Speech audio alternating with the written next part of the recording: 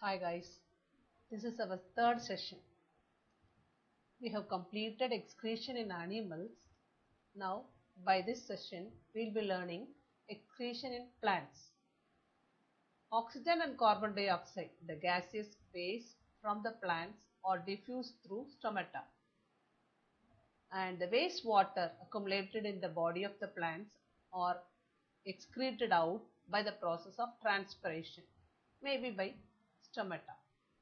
The solid waste formed by the biological activity of the plant are stored in vacuoles, and when it is matured, the dead cells in the leaves and the barks are shed off or fall off from the plant.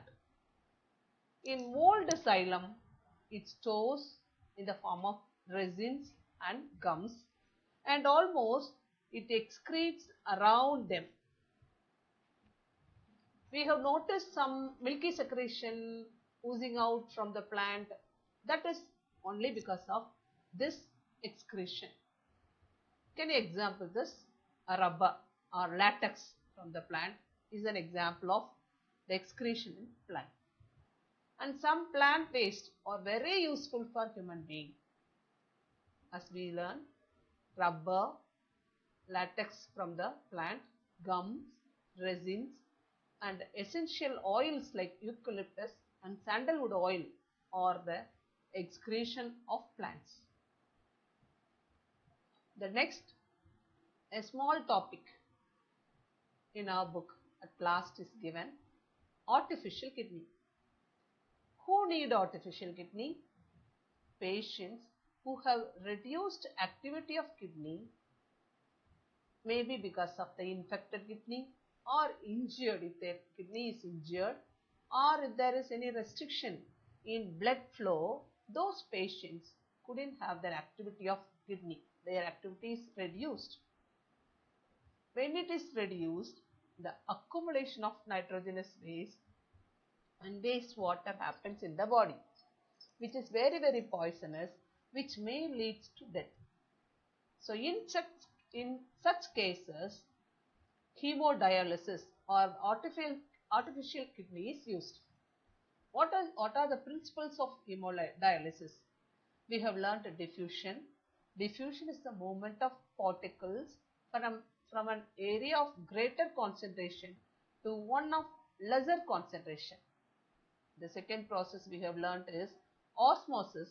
Osmosis is the movement of fluid across a semi-permeable membrane from an area of lesser concentration of particles to an area of greater concentration of particles. The third one we are going to learn by this is ultrafiltration.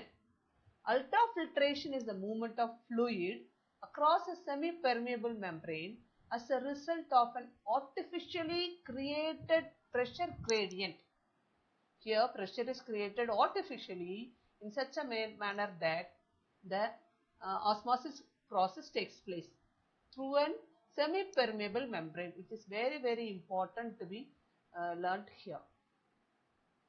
In the machine of hemodialysis, blood of the infected person or the patient's blood is taken in and sent through the dialyzer, the hemodialysing machine.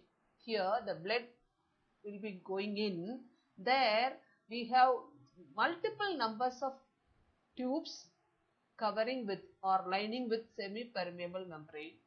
Artificial pressure is created there, and it absorbs or it removes only the nitrogenous phase and the unwanted material, unwanted water molecules.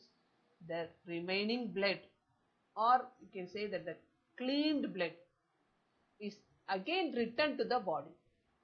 This process is been happen for nearly 4 to 5 hours in a hospital. So this hemodialysis process is based on the artificial kidney. This artificial kidney is function similar to the kidney. Here there are number of tubes with semi-permeable lining. These tubes are suspended in a tank.